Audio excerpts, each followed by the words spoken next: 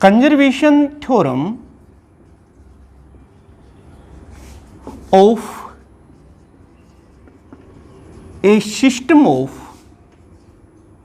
n particles। और प्यारे बच्चों, सबसे पहले हम आज बात करेंगे conservation theorem of a system of particles, total angular momentum, और फिर हम लेंगे conservation theorem of the total energy of a system of particles.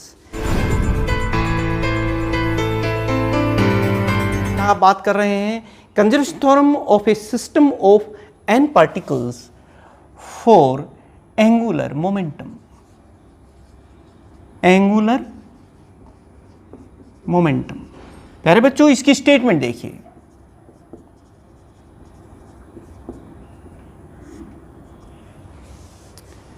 Conservation theorem of angular momentum for a system of n particle. Statement क्या होगी? ये कहता है कि if the total external torque acting on A system of n particle is 0, then the total angular momentum of that system remains constant। यानी if the total external torque acting on a system of n particles is 0, मतलब कोई total torque 0, then it's angular momentum, total angular momentum remain conserve. यानी हम लिखेंगे L से हम total angular momentum को represent करते हैं, तो L is equal to constant. This is the statement of conservation theorem of the angular momentum for a system of n particles. Now we have to prove it. और इसको prove करने के लिए देखिए बेटे, हम लोग क्या करेंगे? Consider a system of n particles. Consider a system of n particles। ऐसे आप मान लो, आपको जैसे एक सिस्टम को हम इस तरह से ले रहे हैं, पॉइंट बना रहे हैं। ये पहला पार्टिकल है कोई जिसका मास m1 है, जैसे हम पहले सपोज करते रहे हैं। कोऑर्डिनेट सिस्टम है ये y और this is z, origin is this. और इसका जो ये देखिए, this is the position vector of this first particle. System of n particles है, ये सेकंड पार्टिकल है जिसका मास m2 है, ये थर्ड पार्टिकल से है जिसका मास m3 है, और भी हैं बेटे, ये फोर्थ है, और इस तरह से ये nth पार्टिकल है जिसका मास mn है। और इसी तरीके से इन सब के पोजिशन वेक्टर्स भी हैं।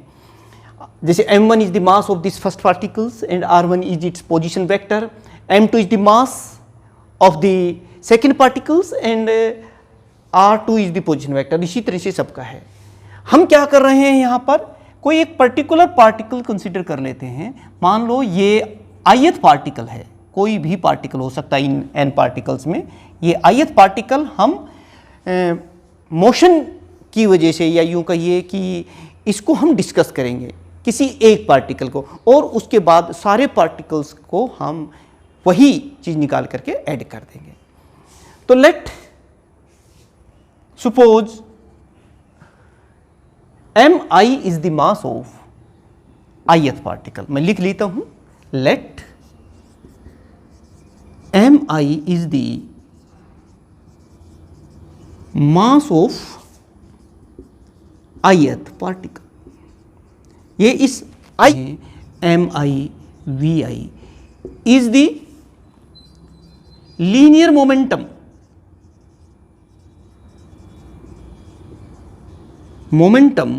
of ith particle. ये ith पार्टिकल का लीनियर मोमेंटम है। और ri हमने क्या लिख दिया यहाँ पे, ri क्या है, ri इज दी, यहां पर मैं लिख देता हूं, ri is the position vector. बेटे ये पूरा जब आर्टिकल हम लोग लिखते हैं तो ये डिटेल हमें पता है, पहले स्टेटमेंट और फिर प्रूव करने के लिए ये तमाम बातें जो हैं आप लिख दीजिए अपने नोट्स में भी, साथ साथ अपने रजिस्टर में लिखते चले जाइए। खुद के जो नोट्स होते हैं ना वो इंपॉर्टेंट होते हैं। अगर हम किसी के नोट्स रेडीमेड ले लेते हैं, फोटोकॉपी करवा लेते हैं, उसका इतना ज़्यादा फायदा नहीं होता जितना कि आप समझते हुए साथ साथ बनाते हुए चलेंगे। तो चलिए देख रहे हैं, R I is the position vector of ith particle. ये देखिए ith particle with respect to origin. ये सारी बातें आप लिख देना यहां पे। उसके बाद हम लिखेंगे angular momentum of ith particle कितना हो जाएगा। नाउ एंगुलर मोमेंटम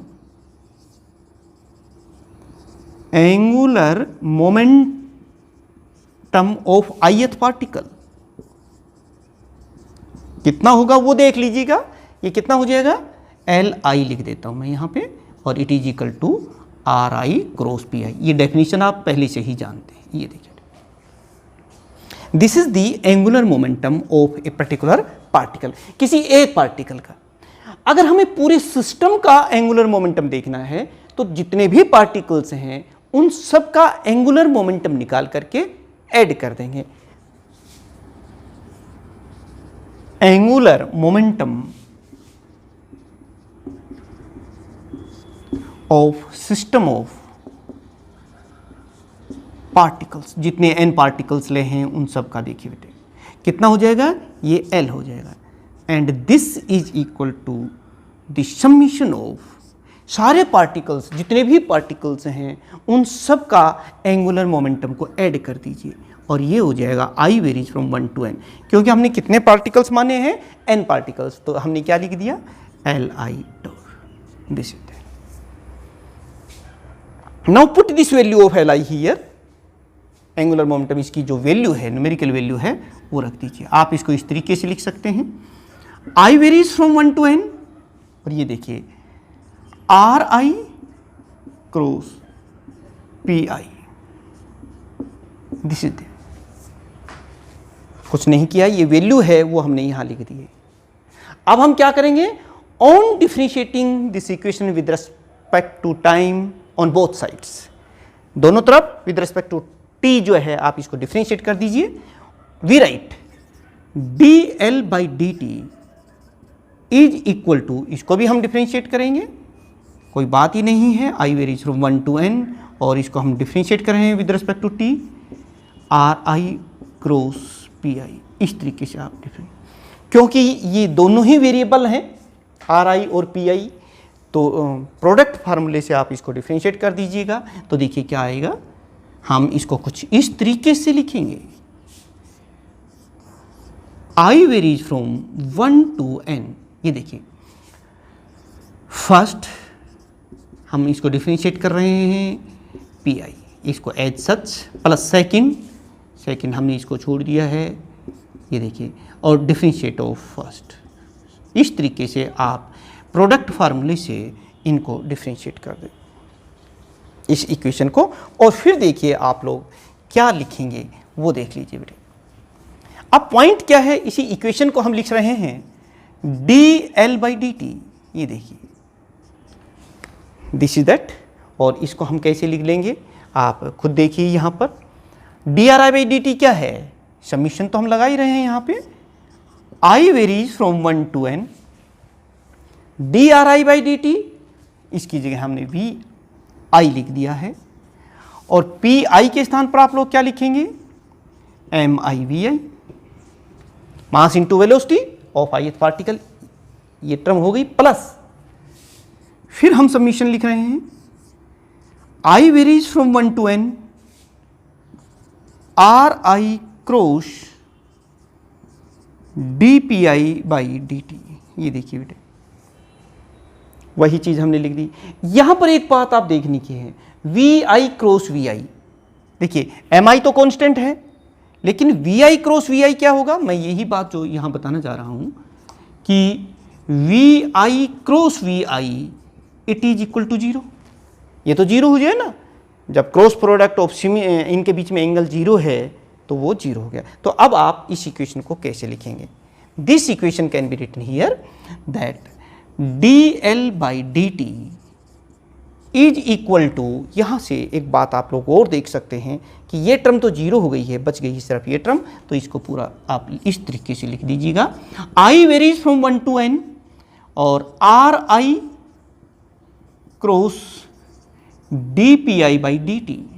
आप इस, but what is this dpi? Rate of change of linear momentum of ith particle. इसके स्थान पर हम लोग क्या लिख सकते हैं? इस इक्वेशन को कुछ इस तरीके से हम लोग लिखेंगे, i varies from 1 to n R आई और क्रॉस एफ आई। ये देखिए बेटे, ये क्या है? आर आई और rate of change of linear momentum of the ith particle, it is that. ये चीज हमने लिख दिया बेटे।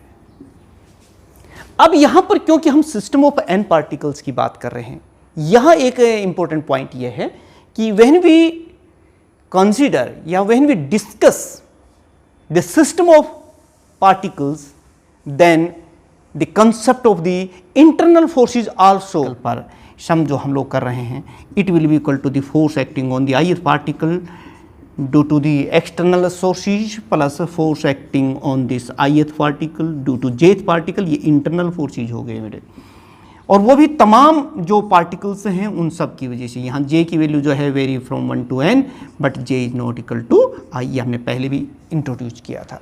तो फिर ये इक्वेशन हमारी क्या बनी है? This equation 1 now becomes here, equation 1 को हम कैसे लिख सकते हैं? dl by dt। बहुत आसान होता है, बट क्योंकि बेटे मैथमेटिकल स्टेप होते हैं और आपको पेपर में बहुत ज़्यादा लिखना होता है, तो आपको पता होना चाहिए हम लोग क्या कर रहे हैं। एक बार तो कॉन्सेप्ट क्लियर होना चाहिए और स्टेप बाय स्टेप आप उनको बढ़ते चले जाइए। देखिए dl बाई dt कितना हो जाएगा अब यहाँ पर? ये देखिए, इसको हम ऐसे लिख रहे हैं, i varies from 1 to n R I, ये देखिए क्रॉस, अब इसके स्थान पर ये लिखेंगे F I external plus summation of j varies from 1 to n, j is not equal to i, और ये हम लिख सकते हैं एफ आई जे। ये देखिए बेटे, ये कंसेप्ट आप यहाँ पर लिख सकते हैं, ये दोनों के साथ हैं। लेकिन यहाँ पर हमने ये लिख तो दिया है, जब भी सिस्टम ऑफ n पार्टिकल्स की बात होगी तो इंटरनल फोर्सेस का कॉन्सेप्ट वहाँ इंट्रोड्यूस होगा। लेकिन उसके तुरंत बाद आप एक बात कह देंगे कि using Newton's third law of motion, using Newton's third law of motion को यूज करके, लॉ ऑफ मोशन, ये देखिए बेटे, जैसे ही हम कहेंगे तो हम क्या बात यहां पर इंट्रोड्यूस करेंगे, नई बात यहां क्या बताएंगे कि भाई जो force acting on ith particle due to jth particle is equal to, ये तो एक्शन हो गया ना, is equal to force acting on jth particle due to ith particle, और इन दोनों का जो सम है i प्लस j, और ये इसको हम साइड में ले आएंगे plus F J I, and it will be equal to 0। इसका मतलब मैं ये कहना चाह रहा हूं कि Newton's third law of motion के, जैसे आई ने जे पर फोर्स लगाया jth पार्टिकल पर, जे ने ith पार्टिकल पर जो फोर्स लगाया, दोनों इक्वल एंड अपोजिट, और दोनों ने एक दूसरे को क्या कर दिया? 0 कर दिया है। इस तरह से जो इंटरनल फोर्सेज हैं उनका जो सम होगा वो 0 हो जाता है। यानी कि ये जो आप बात देख रहे हैं F I J, it must be comes out to be 0, ये है फ्रॉम 1 to n, ये आ गया। यानी कि ये जो इस कॉन्सेप्ट को आप 0 कर सकते हैं इस सिचुएशन को यूज करके, तो इक्वेशन अब वो क्या बन जाएगी? देखिए, now this equation can be further written here, dl by dt is equal to, अब यहां पर देखिए समीशन जो है वो लगी रहा है, i varies from 1 to n और are I cross F I external. ये देखिए बेटे, क्योंकि ये वाला कॉन्सेप्ट न्यूटन्स थर्ड लॉ लगा करके हमने 0 कर दिया है, तो are I into F I यही बच गया है। और यहां से अब आप कह सकते हैं कि are I Ri cross Fi external, it is equal to the torque acting on the ith particle। क्योंकि ये टॉर्क की डेफिनेशन होगी, मोमेंट ऑफ द फोर्स क्या होता है, टॉर्क होता है, तो this equation can be further written dl/dt। याद हमें रखना है, अपने दिमाग में जो टारगेट होता है ना, मंजिल जो होती है, वो हमें हमेशा याद होनी चाहिए। जैसे हमें पहुंचना कहाँ है, हमें करना क्या है, तो वो हमें पता होना चाहिए। किसी जगह जा रहे हो तो किन किन रास्तों से जा रहे हो वो तो हमें पता ही होना चाहिए, लेकिन कहाँ जाना है हमें वो जरूर पता होना चाहिए। तो यहाँ से देखिए हमें प्रूव करना है conservation theorem of angular momentum for a system of n particles, वही हम लोग यहाँ कर रहे हैं।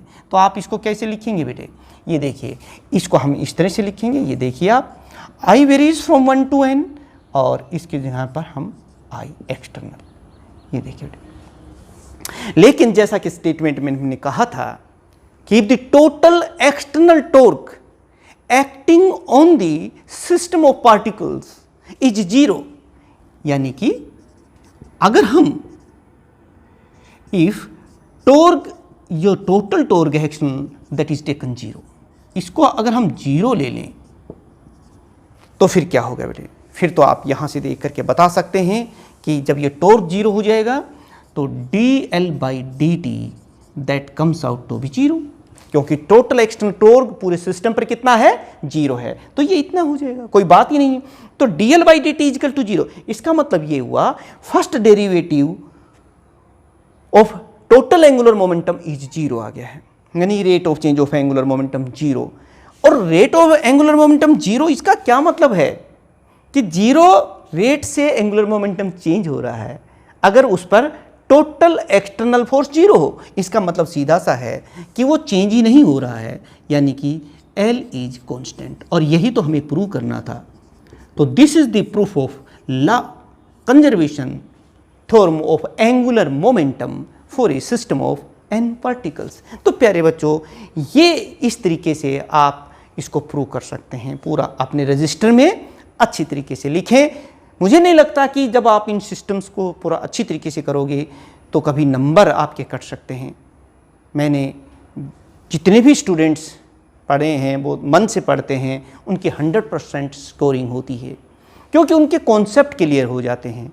यही मेरा भी एम है, लक्ष्य है कि ज़्यादा से ज़्यादा बच्चों के फिजिक्स के कॉन्सेप्ट क्लियर हों, चाहे वो किसी भी क्लासेस के हैं, चाहे BSc, MSc और तमाम दूसरे एग्ज़ाम्स के लिए। तो देखते हैं conservation theorem of energy for a system of n particles.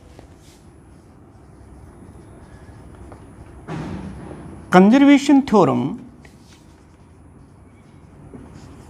Of energy for a system of n particles. प्यारे बच्चों, इसी तरीके से हमें पहले इसकी स्टेटमेंट देनी होगी, इसको समझना होगा, और फिर हम इसको प्रूव करेंगे बहुत आसानी से। आप इसको इस तरीके से देखिए, स्टेटमेंट क्या होगी। ये कह रहा है कि if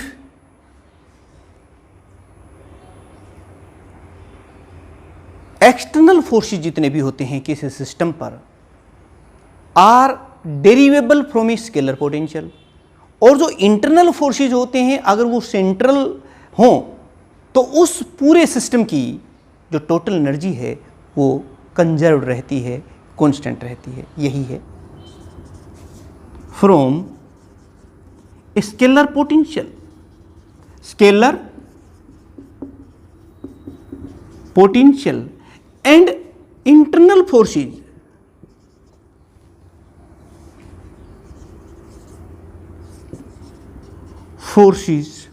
are central, then the total energy of a system, then the total energy of a system of n particles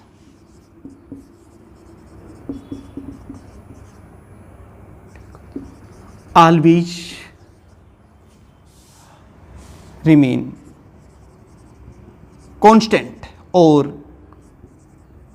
conserve.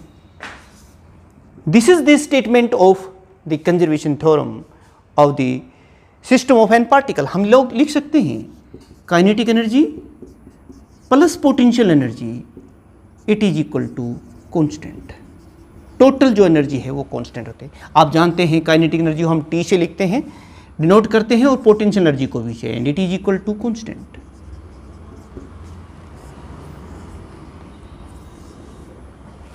तो प्यारे बच्चों, इस स्टेटमेंट के बाद अब हमें इसे प्रूव करना है, तो चलिए proof. Consider a system of n particles. पहले मान लेते हैं, consider a system of n particles. हम n पार्टिकल ये कहने चाह रहा हूं, नाउ द वर्क डन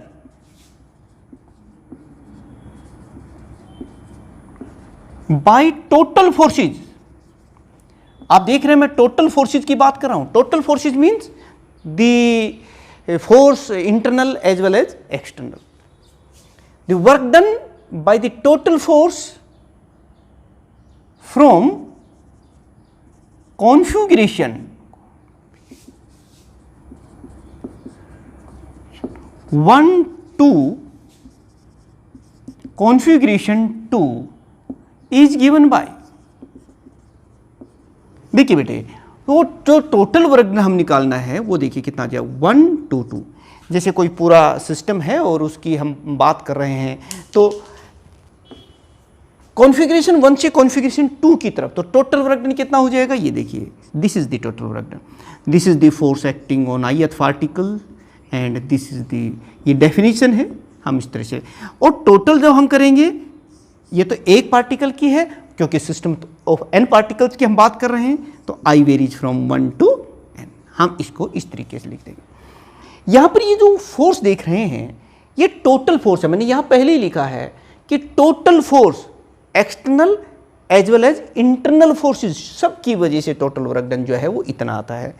यहाँ पर एक बात जो आप समझ सकते हैं कि ये जो Fi है, this is equal to Fi external force उस पार्टिकल के ऊपर plus force acting on the ith particle due to j। तो और यहाँ पर j की जो वैल्यू है that varies from 1 to n, और j is not equal to i।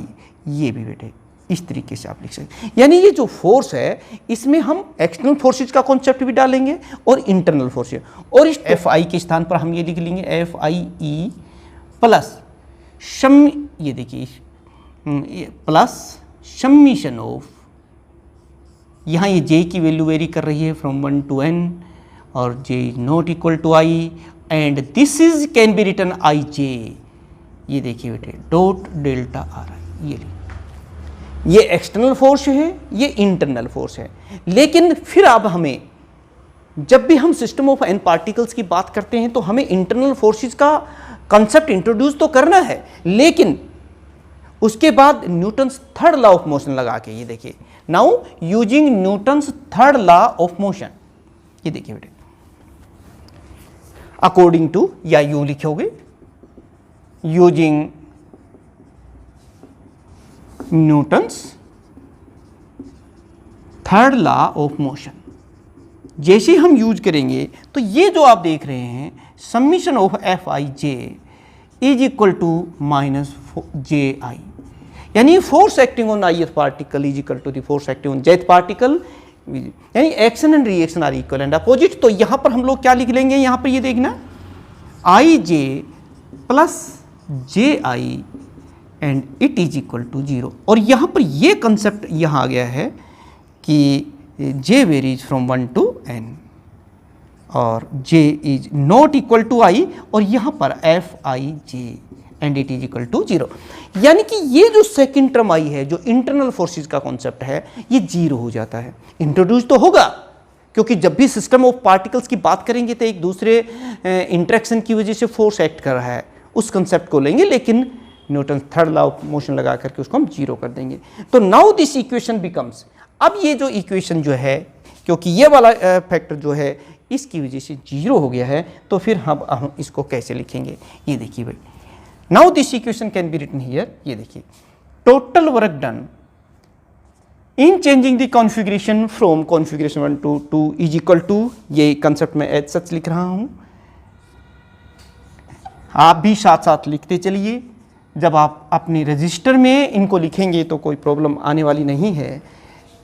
I varies, ये from configuration 1 2 and F I, और ये देखिए डॉट डेल्टा। हमने इसको इस तरीके से, ये वाला फैक्टर जो है यहाँ जीरो हो गया है। अब according to Newton's second law of motion, using Newton's second law of motion वो लगा दीजिए, और फिर देखिए जो फोर्स होता है F I external, that will be equal to rate of change of linear momentum, ये होता है। ये चीज़ आप यहाँ लिख दीजिएगा। तो now this equation becomes here 1 2, it is equal to summation of I varies from 1 to n, और यहाँ पर अब हम इसको इस तरह से लिखेंगे 1 to 2 कॉन्फ़िगरेशन, और आप लोग यहाँ इसको इस तरह से लिख सकते हैं dpi by dt into delta R I. ये देखिए बेटे, एफ आई ई के स्थान पर हमने ये लिख दिया है। इसको थोड़ा और सोल्व कर दीजिए।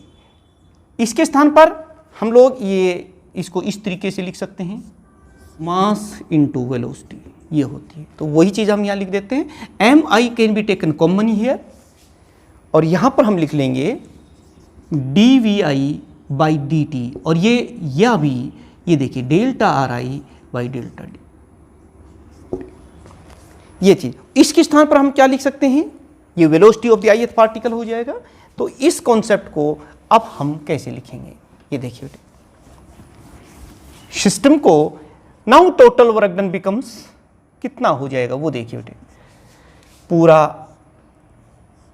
आप इसको इस तरीके से लिखते चले जाइए, 1 to n, एम आई हमने यहां पहले से लिख दिया है,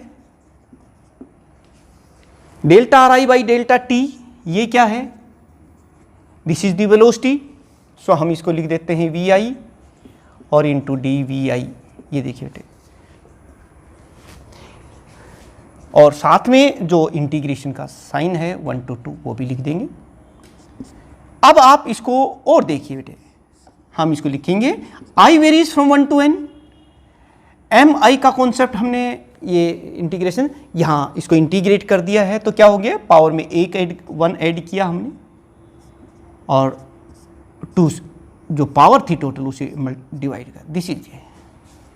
देखिए एम आई को हमने बाहर लिया, और जो ये वी आई है पावर में 1 ऐड करते ही 2 हो गई, 2 से हमने डिवाइड कर दिया, तो ये हो गया। अब लिमिट्स खोल दीजिए और देखिए क्या आता है। ये टोटल वर्क डन आ रहा है in changing the configuration of this system of N particles from configuration 1 to configuration 2 को बहुत ज़्यादा मुश्किल नहीं है, लेकिन शर्त यही है कि आप साथ साथ लिखते चले जाएं, इनको देखते चले जाइए कैसे आ रहे हैं स्टेप्स, मैथमेटिकल स्टेप्स हैं। और हम इसको ऐसे लिखेंगे, ये एम आई बाई 2 ये बाहर ले लिया है, और यहाँ पर ये देखिए ये सेकंड पोजीशन के ऊपर है, और फिर वी आई स्क्वायर जो है ये पहली पोजीशन पर है।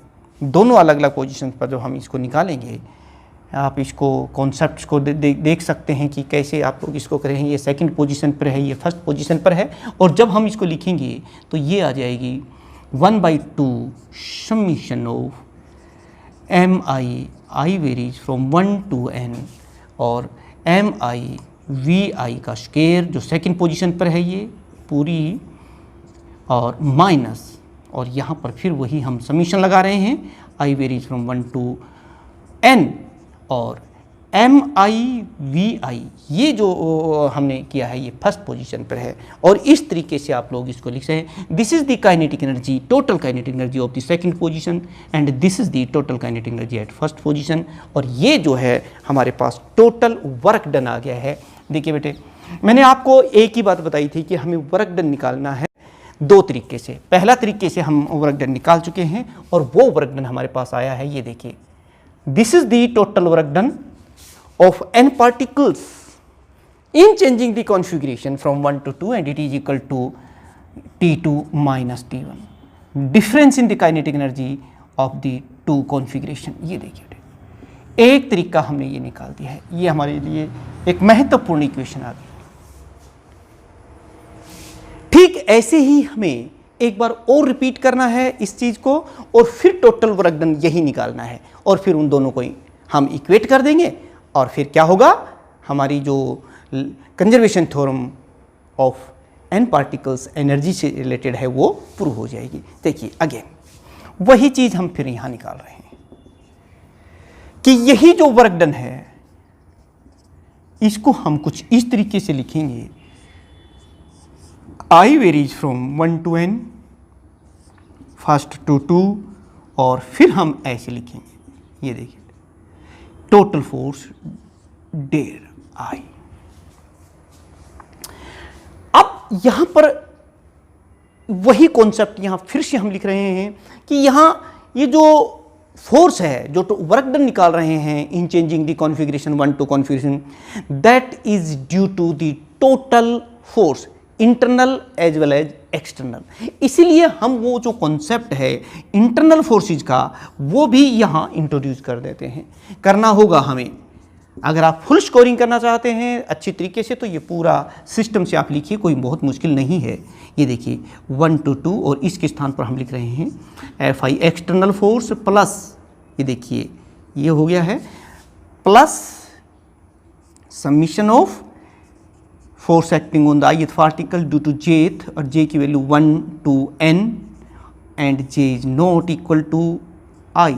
ये बात आप यहाँ लिख देंगे और ये देखिए ये concept into delta R I ये भी। लेकिन मैंने फिर बताया था आपको कि जब भी हम सिस्टम ऑफ n पार्टिकल्स की बात करें तो हमें इंटरनल फोर्सेज का कॉन्सेप्ट इंट्रोड्यूस जरूर करना है, लेकिन उसके बाद हम कह देंगे according to the Newton's third law of motion, क्योंकि F I J is equal to F J I, तो इनका जो टोटल सम आएगा दैट विल बिकम्स जीरो। तो ये जो टर्म आप देख रहे हैं ये जीरो हो जाएगी, जैसा कि मैंने पहले पार्ट में इसको बताया इसी चीज़ के लिए। तो इसको आप जीरो कर देंगे तो हमारे पास जो टोटल वर्क डन आएगा वो कितना आएगा वो देख लीजिए बेटे। अब हम इसको कैसे लिखेंगे, हमारे पास क्या बच गया है वो लिख दीजिए 1 to 2।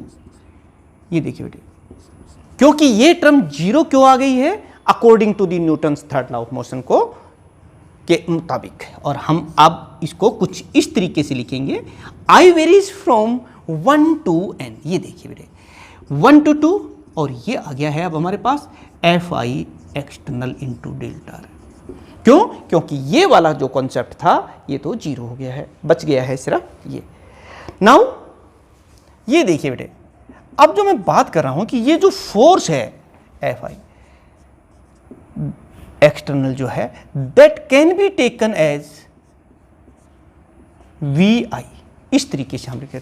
तो put this value of force here, आप इसको रख दीजिए तो देखिए हम लिखेंगे, हमारे पास जो कॉन्सेप्ट आएगा 1 to 2 and it is equal to summation of, बाकी सारे स्टेप अपने आप चलते जाएंगे आते जाएंगे और हम यहाँ लिख रहे हैं 1 to 2 में माइनस साइन बाहर और डेल्टा Vi इंटू DRI कह सकते हैं। ये देखिए प्यारे बच्चों, ये चीज़ भी आप जानते हैं, डेल्टा Vi किसके बराबर होता है ये आप जानते ही हैं, it will be equal to dVi by DRI। ऐसे हम लोग इसको लिख सकते हैं। और इसलिए ये देखिए I varies from 1 to n, negative sign भी चलिए बाहर ले लेते हैं और इसके स्थान पर, इस पूरे के स्थान पर ये देखिए यहाँ पर डेल्टा Vi इंटू DRI, ये देखिए ये it is equal to dVi, यानी कि इंटीग्रेशन हो गया हमारे पास dVi, बस ये बच गया।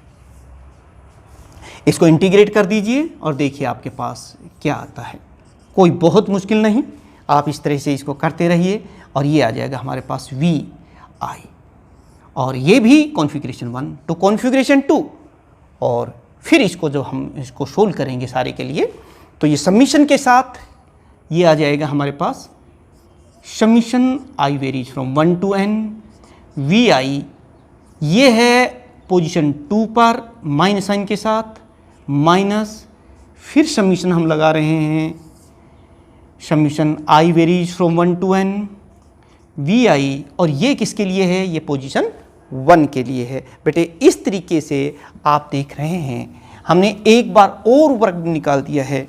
ये क्या है, this is the work done from position 1 to 2। अब ये माइनस साइन है, ये क्या होगा V2 और ये क्या हो गया V1, लेकिन माइनस साइन बाहर है तो हम क्या लिख देंगे यहाँ पर V1 V2। ये देखिए this is V2 minus V1, potential energy at position 2 या when the configuration 2 and this is the potential energy for the configuration 1, और नेगेटिव साइन बाहर होने की वजह से हमने यहाँ V1 माइनस V2 कर दिया है।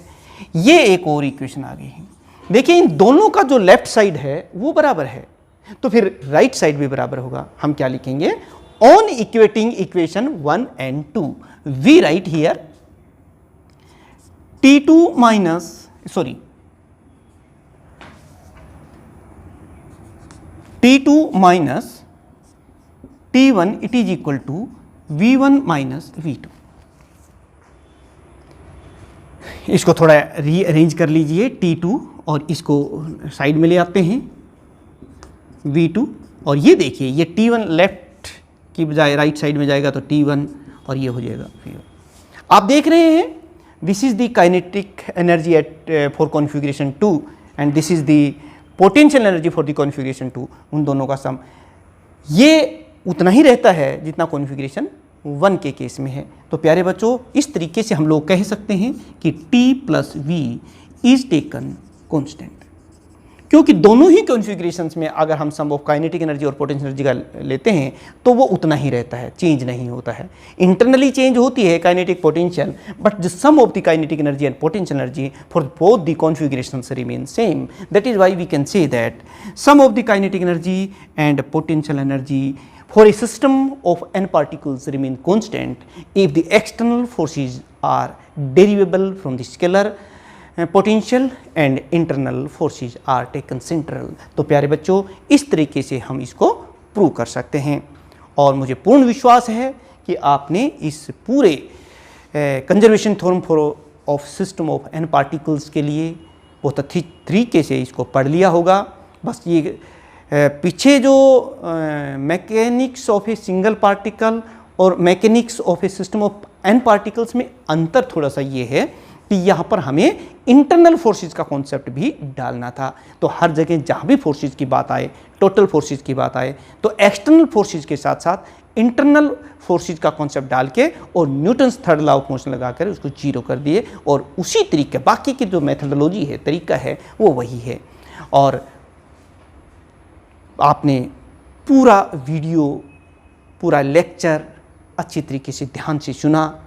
अगर आपको समझ में आया है तो प्यारे बच्चों इसे आगे ज़रूर शेयर करें और सब्सक्राइब भी कर दें, और तैयार रहें नेक्स्ट वीडियो के लिए जिसमें हम कांस्टेंट मोशन की बात करेंगे। बहुत बहुत धन्यवाद इस पूरे वीडियो को पूरा देखने के लिए।